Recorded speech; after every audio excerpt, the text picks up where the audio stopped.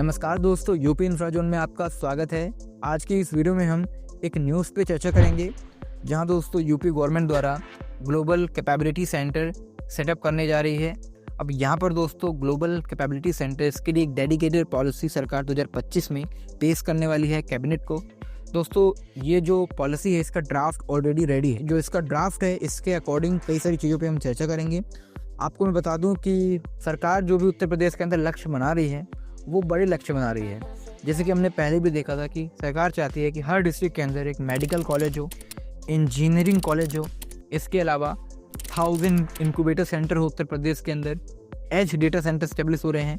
मैंने रिसेंटली आपको इसके बारे में बताया था कि किस प्रकार एज डेटा सेंटर स्टेब्लिश हो रहे हैं। अम्बेडकर नगर के अंदर एज डेटा सेंटर स्टेब्लिश हो रहे हैं। छोटे छोटे जिलों के अंदर एज डेटा सेंटर स्टेब्लिश हो रहे हैं। तो इसी प्रकार दोस्तों जो भी एक्सपांसन सरकार चाहती है वो ये नहीं चाहती कि कुछ बड़े शहरों तक या टियर 1 सिटी के अंदर ही सारा जो एक्सपांसन है या जो कोई भी डेवलपमेंट है वो सीमित रहे, उसका एक्सपांसन हो टियर 2 और टियर 3 सिटीज के अंदर। और इसी दिशा में दोस्तों जो पॉलिसी आती है इसका ये लक्ष्य रहता है, ज्यादातर फर्म यहाँ पर है 1000 global capability centre Uttar Pradesh अपने राज्य में सेटअप करवाना चाहती है। अब यहाँ पर दोस्तों सबसे पहले मैं आपको बता दूं कि ऐसे बहुत सारे विषय होते हैं जिसका मैं एक्सपर्ट नहीं हूँ, और जितनी मेरी समझ है उसके अकॉर्डिंग मैं यहाँ पर जानकारी लेता हूँ। उसका एक सोर्स होता है, वो सोर्स का लिंक मैं आपको दे दूंगा, आप उसको जाकर पढ़ के उसके बारे में जानकारी ले सकते हैं। एक्सपर्ट की वीडियोस देख सकते हैं जिससे आपको इसके बारे में पता लग पाए कि ये होता क्या है और इसके क्या लाभ होंगे। तो यहाँ पर दोस्तों ग्लोबल कैपेबिलिटी सेंटर क्या होते हैं इसको शॉर्ट में देखते हैं। तो दोस्तों ये एमएनसी द्वारा आज के समय में स्टेब्लिश किया जा रहा है। इनका पर्पस ही इनोवेशन होता है और ये फंक्शन करते हैं as a innovation hub for information technology.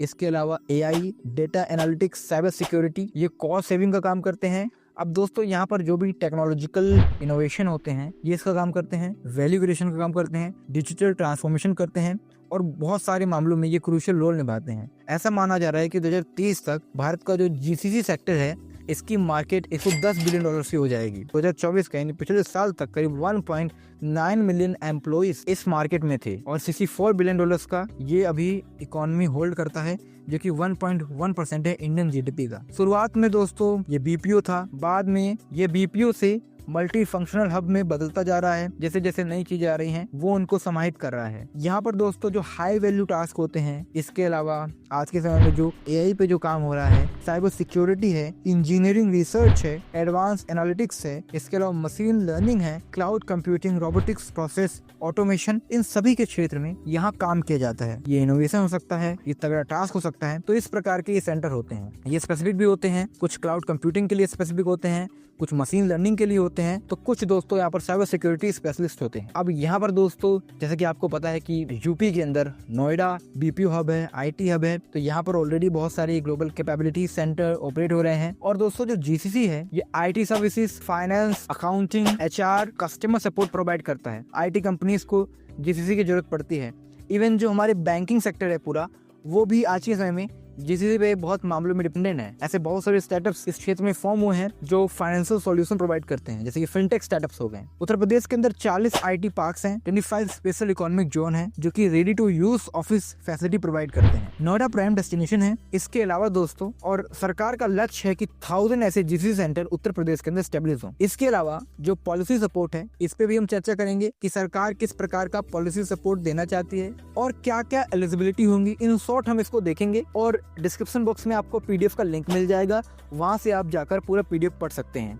तो यहाँ पर दोस्तों अगर हम इंसेंटिव की बात करें तो शुरुआत में जो लैंड सब्सिडी है ये सरकार देगी। अगर गौतम बुद्ध नगर और गाजियाबाद के अंदर कोई इस प्रकार की फर्म निवेश करती है तो उसको 30% इंसेंटिव मिलेगा लैंड सब्सिडी पे। 40% पश्चिमांचल यानी कि पश्चिम उत्तर प्रदेश में एक्सक्लूडिंग गौतम बुद्ध नगर और गाजियाबाद, और 50% पूर्वांचल और बुंदेलखंड के अंदर। इसके अलावा इसका एक टाइम पीरियड निर्धारित है, कैलकुलेटेड टाइम पीरियड में इसको यहाँ पर रिस्पेक्टिव जो अमाउंट है उसका निवेश करना है। अगर वो फर्म निवेश नहीं करती है और प्रोडक्शन स्टार्ट नहीं करती है तो यहाँ पर जो सब्सिडी है इसको रिटर्न अथॉरिटी ले सकती है। एनुअल लैंड पे वो इंटरेस्ट लगा सकती है और पैसे वापस ले सकती है। इसके अलावा 100% एग्जम्पशन है और रिबर्समेंट है स्टैम्प ड्यूटी पे। इसके अलावा purchase, lease of land, office space, building, इस पे किसी प्रकार की स्टैम्प ड्यूटी उन्हें देने की जरूरत नहीं होगी। इसके अलावा कैपिटल सब्सिडी भी है 25%, मैक्सिमम 10 करोड़ जो कि लेवल 1 जीसीसी है। इसके अलावा इंटरेस्ट सब्सिडी भी दी जाएगी 5% पर एनम। वहीं ऑपरेशनल एक्सपेंसेस जैसे ओपेक्स सब्सिडी 20%। क्या होता है कि कोई फर्म यहाँ पर पहली बार अपना ऑफिस सेटअप करती है तो जो उसका ऑपरेशन होता है उसके ऑपरेशन में जो उसको सपोर्ट चाहिए होता है, उसके तहत सरकार यहाँ पर 20% की सब्सिडी देगी जो उसके ऑपरेशन में खर्च होगा। इसमें सरकार जो लीज है, रेंट्स हैं, इसके अलावा बैंडविड्थ एक्सपांस है, data center, cloud service cost, power charges, इन सब में दोस्तों सब्सिडी देगी maximum 40 crore per annum level 1 GCC को। इसके अलावा 80 करोड़ एडवांस जीसीसी यूनिट को 5 ईयर तक। तो ये दोस्तों इसके अंदर आता है। इसके अलावा पेरोल सब्सिडी दी जाएगी, वहीं talent development and skill incentive भी दिए जाएंगे ताकि स्किल इंसेंटिव से वो यहाँ पर लोगों को सिखा सके। इसके अलावा रिफंड ऑफ एम्प्लॉयर यानी कि जो पीएफ होता है, इसमें भी सरकार कंट्रीब्यूशन देगी। वहीं दोस्तों अगर रिसर्च एंड डेवलपमेंट होता है तो उसमें भी इंसेंटिव दिया जाएगा। इसके अलावा अगर कोई कंपनी इनोवेशन करती है, कोई नया प्रोडक्ट डेवलप करती है, तो उसका जो इंटेलेक्चुअल प्रॉपर्टी राइट्स है, इसमें भी 100% सरकार सब्सिडी देगी उसके रजिस्ट्रेशन में। इसके अलावा केस टू केस इंसेंटिव अलग अलग मामलों में, अगर कोई ऐसी फर्म यहाँ निवेश करती है और उसके अंदर 50% एफडीआई आ रहा है या फॉर्च्यून इंडिया 500 फर्म में शामिल है, तो भी उसको दोस्तों इंसेंटिव दिया जाएगा। ये केस टू केस इंसेंटिव है। इसके अलावा दोस्तों कई सारी एलिजिबिलिटी क्राइटेरियाज हैं, तो वो भी फुलफिल करना बहुत जरूरी है, तभी दोस्तों वो पॉलिसी सपोर्ट मिल पाएगा। सबसे पहला कि ये पॉलिसी 5 सालों के लिए इफेक्टिव रहेगी जब से ये लागू होगी। दूसरा, यहाँ पर एलिजिबल यूनिट ही उन्हीं को कैपिटल इन्वेस्टमेंट मिलेगा। तो उसके तहत दोस्तों इसमें 2 लेवल में फर्म को बांटा गया है। लेवल 1 की वो जीसीसी फर्म है जो कि मिनिमम 15 करोड़ रुपीस का निवेश करेंगी और including Gautam Buddha Nagar and Ghaziabad. और यहाँ पर दोस्तों इनको 20% तक का सब्सिडी दिया जाएगा। मिनिमम 15 करोड़ रुपीस का निवेश करना होगा उत्तर प्रदेश के अंदर एक्सक्लूडिंग गाजियाबाद एंड गौतम बुद्ध नगर, और कम से कम 500 लोगों को एम्प्लॉयमेंट देनी होगी। इसके अलावा जो एडवांस जीसीसी हैं, इनको मिनिमम 50 करोड़ रुपीस का निवेश करना होगा और दोस्तों यहाँ पर करीब 1000 लोगों को इनको एम्प्लॉयमेंट देनी होगी। बहुत से लोगों का मानना है कि ये जो इनिशियल टाइम में ये एम्प्लॉयमेंट रिस्ट्रिक्शन लगा रखी है कि इतने एम्प्लॉयज़ होने ही चाहिए, वो इस पॉलिसी में एक लूप होल है। ये दिक्कत का काम करेगा, क्योंकि इससे क्या होगा कि अब जाहिर सी बात है, जो फर्म 15 करोड़ रुपीस का मिनिमम निवेश करेगी, ज़रूरी नहीं है कि वो 500 लोगों को एम्प्लॉयमेंट दे पाए। उसके लिए ये एम्प्लॉयमेंट इतनी देनी बोझ होगी।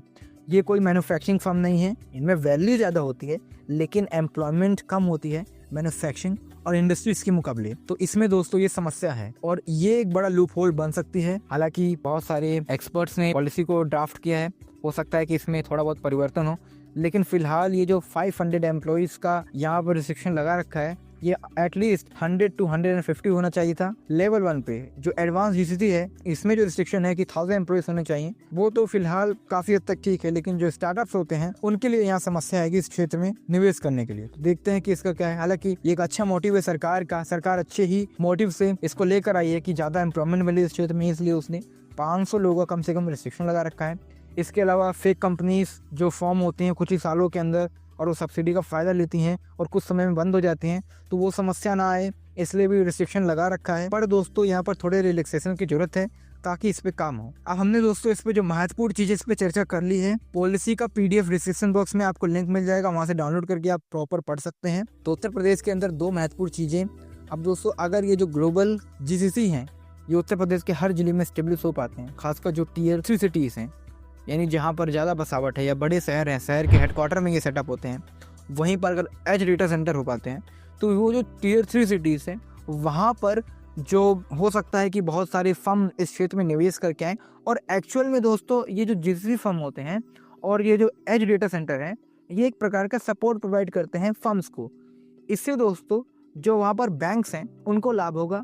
इसके अलावा और भी कई सारी बिजनेसेस हैं जो ऑनलाइन अपने आप को ले जाना चाहते हैं, उनको भी इसके डेवलपमेंट से लाभ होगा। इसलिए दोस्तों इसकी संभावना ज़्यादा है कि उत्तर प्रदेश में इसका एक्सपांसन हो सकता है।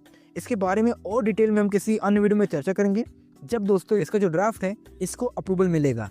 आज की इस वीडियो में इतना ही। अगर आपको ये वीडियो पसंद आए तो वीडियो को लाइक करें, चैनल को सब्सक्राइब करें। धन्यवाद आपका ये वीडियो देखने के लिए। मिलता है नेक्स्ट वीडियो में।